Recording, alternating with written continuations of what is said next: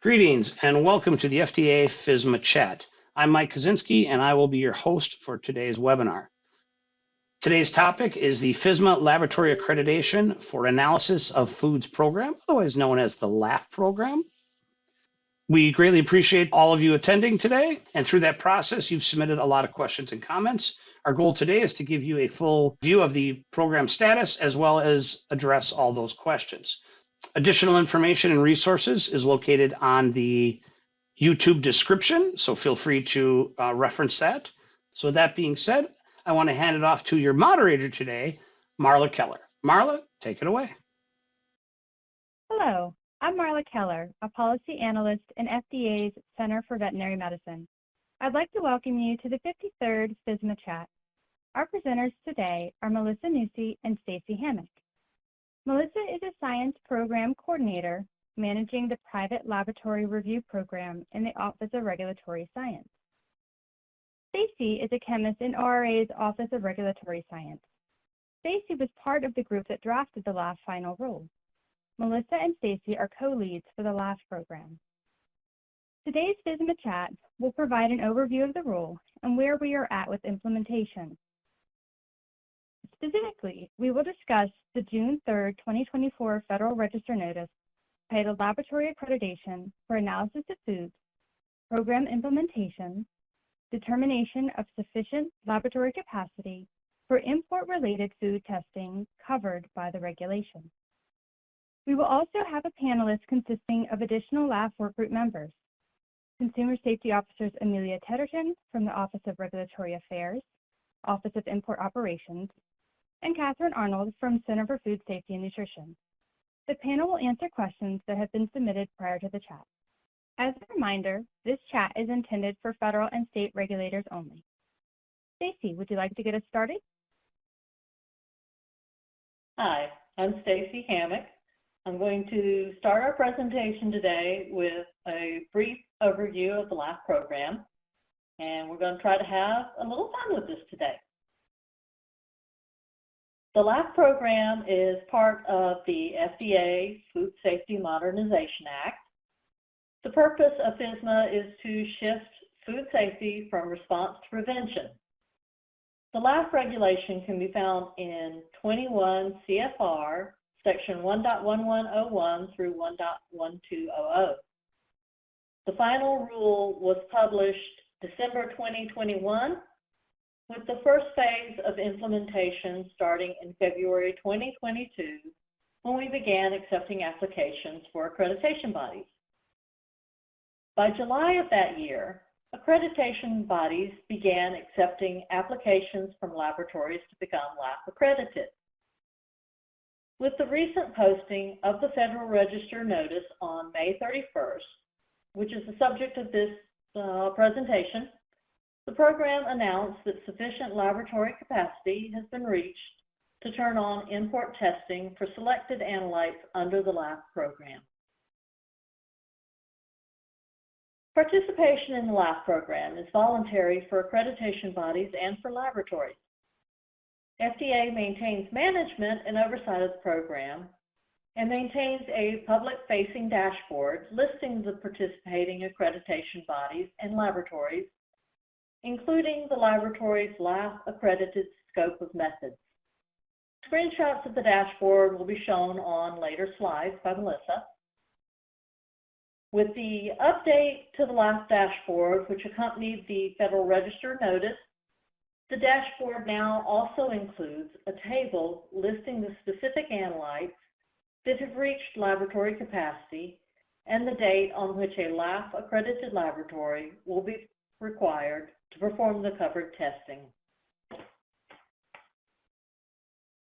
The program is structured so that accreditation bodies that want to participate apply to FDA for recognition.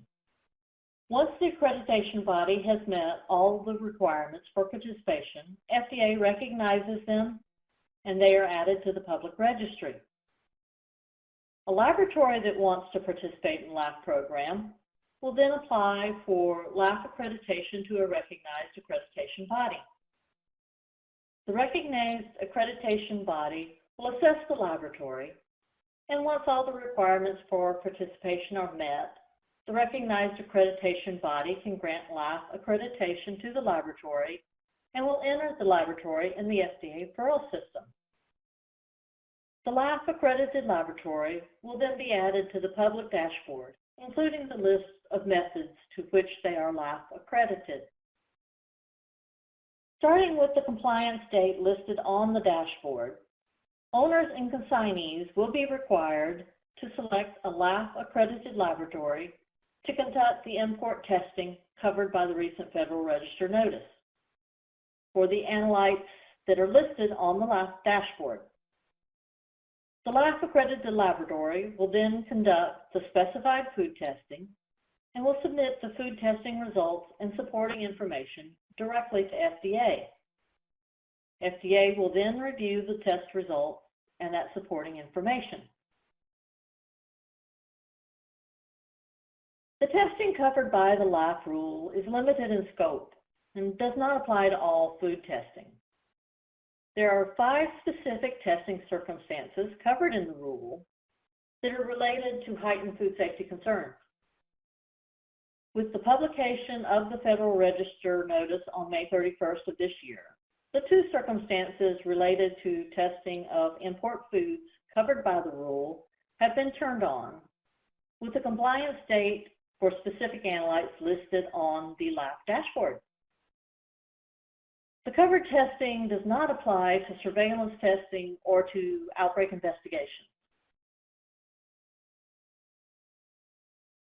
The 5 specific circumstances that apply to the LAAF program are listed in 21 CFR 1.1107A1 through 5.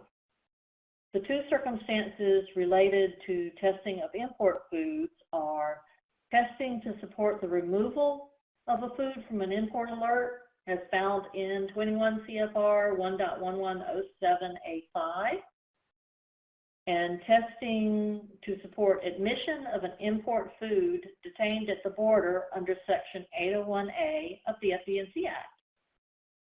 This is found in 21 CFR 1.1107A4.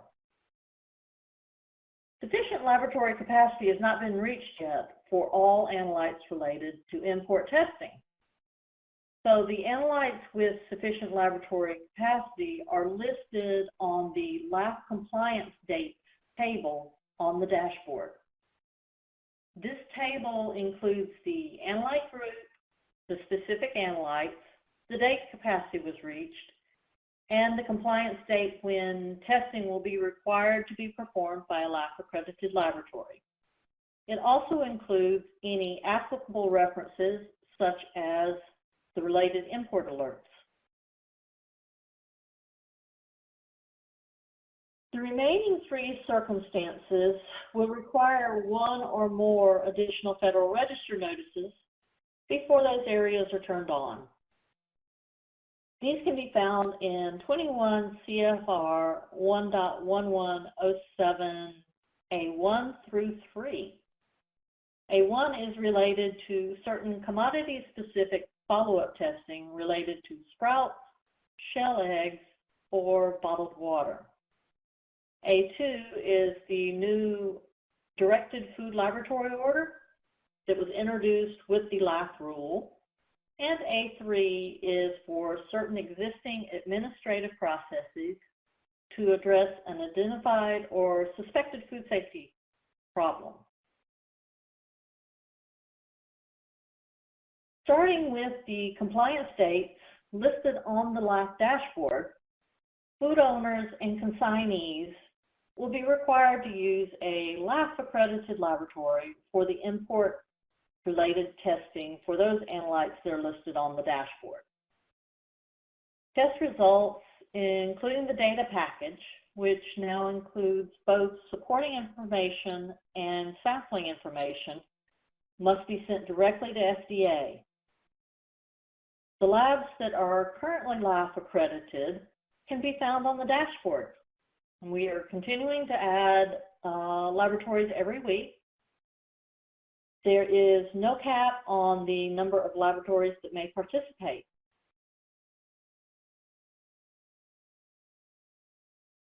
I'm going to give just a quick review of the requirements for participating accreditation bodies and laboratories. The accreditation bodies have to comply with ISO 17011. They have to be a full member of ILAC, including a signatory to ILAC's mutual recognition agreement. And they must meet certain other conflict of interest requirements outlined in the rule. The accreditation bodies are responsible for performing assessments of the participating laboratories and maintaining oversight of those laboratories. To participate in the LAAF program, a laboratory will apply through one of the recognized accreditation bodies. Each laboratory must be accredited to ISO 17025 and meet the additional requirements of the LAAF program.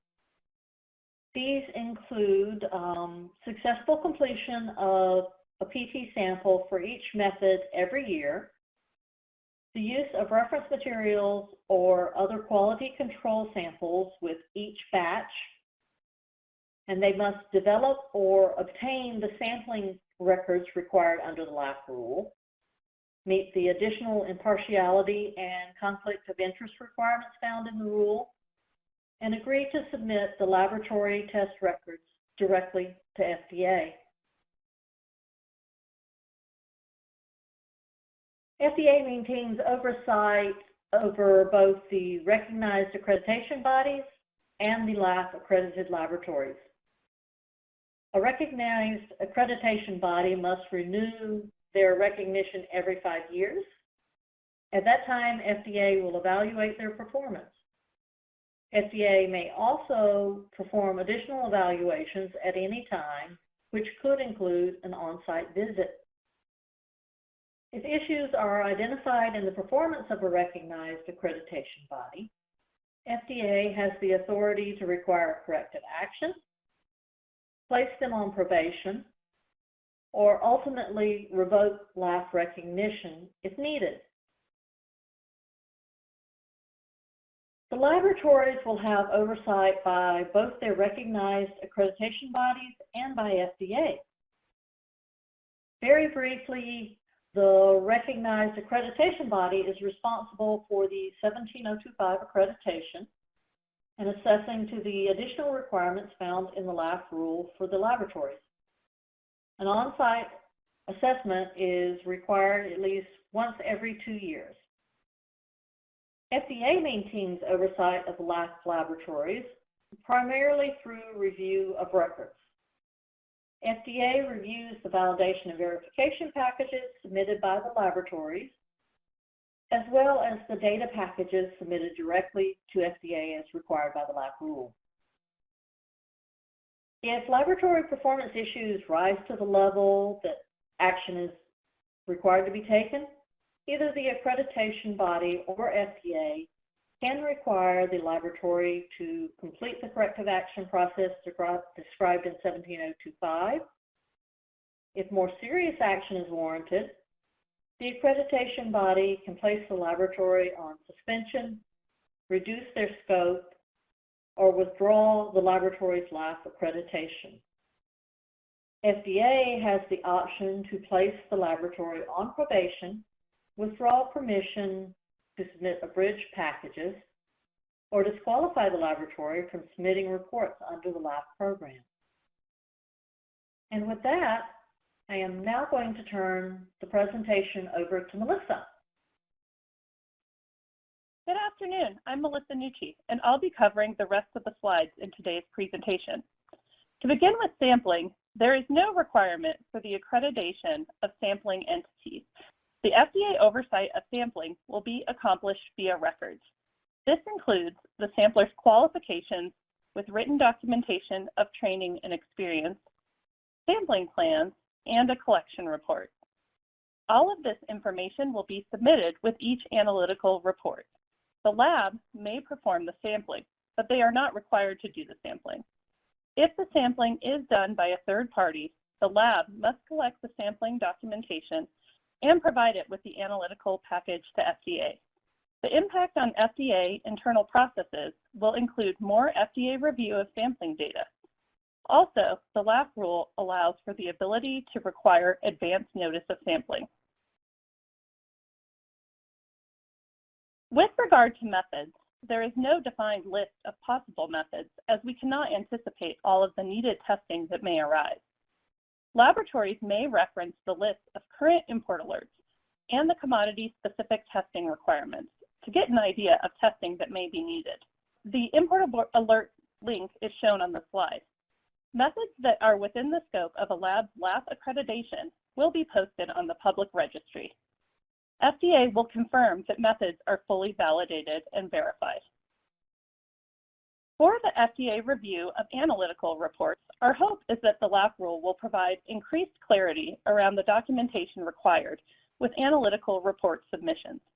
The final rule does provide a pathway for labs with a positive track record to submit abridged analytical packages. These abridged reports will contain less raw analytical data. Our review of the analytical reports will include confirming the testing performed in the analytical package was performed by a LAAF lab and that the method is within the scope of the laboratory's LAAF accreditation. A technical review is performed on the data provided, and if an abridged report is submitted, confirming that the laboratory is approved to submit abridged packages. The laboratories must request permission to submit abridged reports, and FDA will notify the laboratory if permission is granted or denied.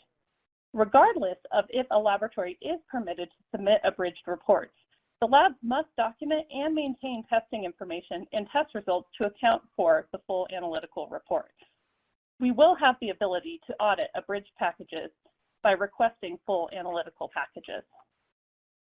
For the LAAF program implementation, we are taking a stepwise approach. The AB application portal opened on February 11th of 2022. FDA continues to maintain a list of recognized ABs on the public registry or LAAF dashboard, as we commonly refer to it.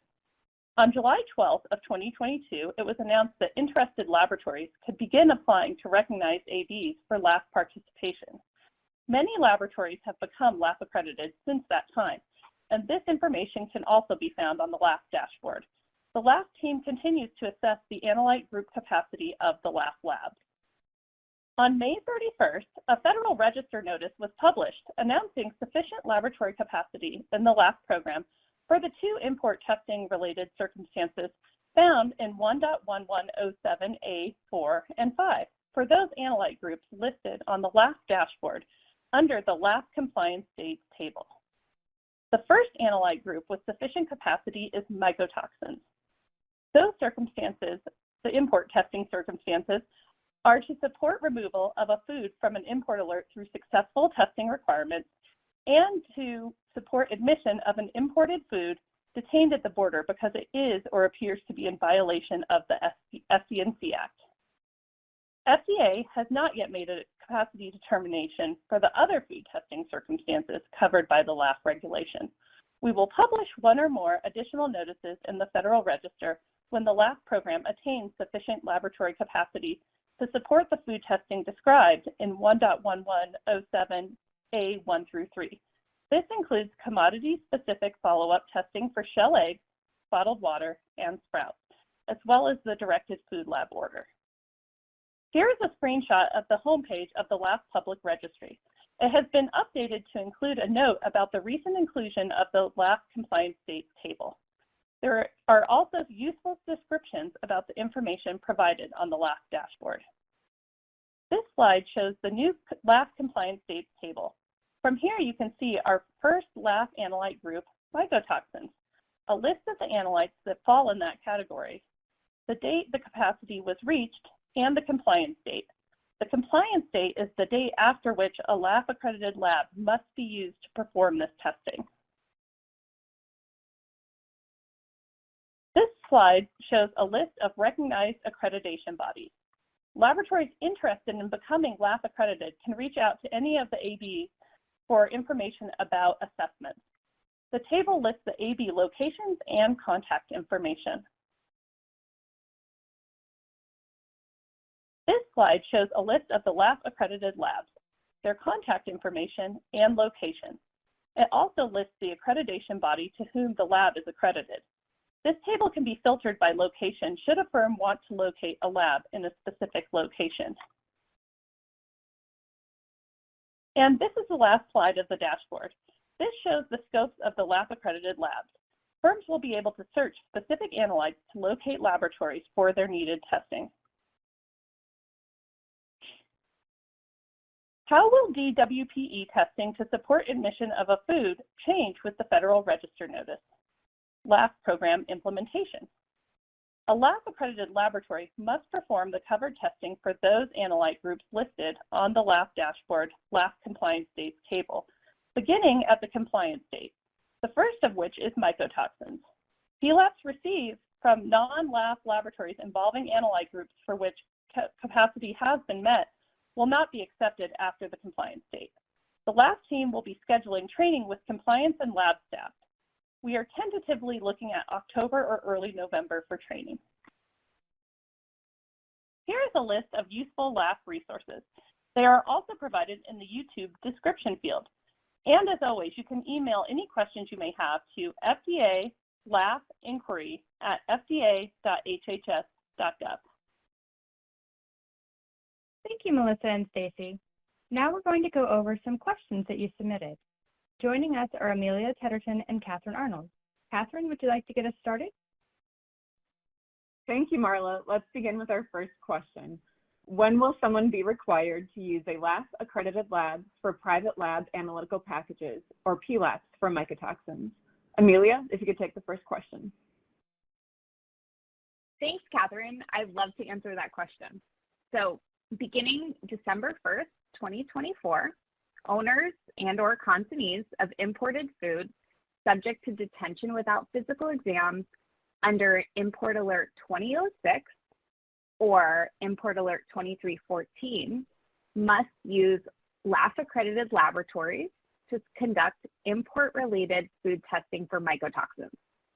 So this requirement includes mycotoxin testing of food in support of admission of an article of food detained under one of those import alerts, or testing to support removal from those import alerts through successful consecutive testing. Thanks, Amelia. We'll go to the next question that we have received. Do private labs need to be LAAF-accredited to perform pesticide analysis? Melissa, if you could take that question. Thanks, Katie. At this time, the use of a LAAF-accredited lab is not required for pesticides analysis. Although the LAAF program is being implemented for import testing circumstances, sufficient laboratory capacity has not been reached for all analytical testing areas related to imported food.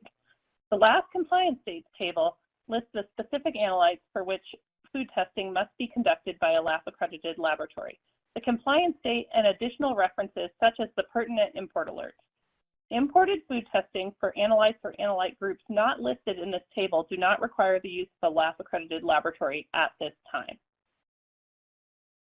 Thanks, Melissa. That brings us to our next question. When will additional analytes be added to the program? And Stacy, if you could address that question. Sure, no problem. So the LAAF team is continuously evaluating capacity for additional analytes as new labs enter the program. So for the import testing circumstances, mycotoxin was the first analyte group to have sufficient laboratory capacity. As we continually evaluate new labs coming in, additional analyte groups will be added over time once we reach capacity for those new analyte groups. Thanks, Stacy. That brings us to our next question. What is the current timeline for LAAF accreditation for private laboratories? Marla, if you could address that question. Certainly. As mentioned in the presentation, the LAAF program is being implemented in a stepwise approach. Accreditation bodies began accepting applications from laboratories to become LAAF accredited in July of 2022.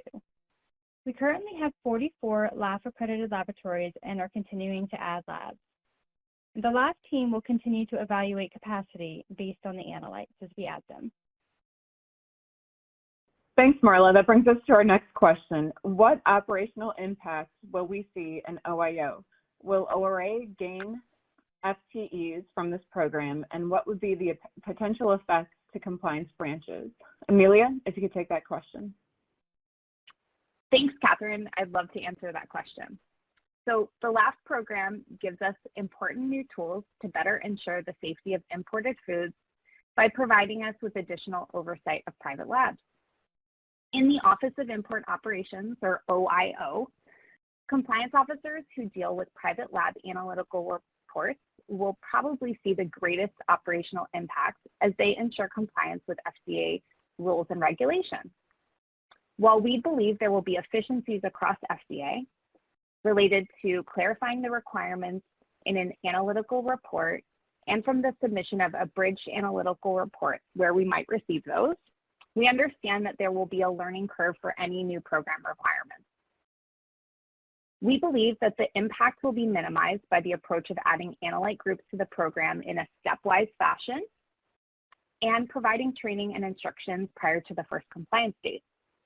So staff in the Division of Import Operations and the Division of Analysis and Program Evaluation, along with field division staff in OIO, have been supporting the development and implementation of this program and will provide training, instructions, and operational oversight as needed.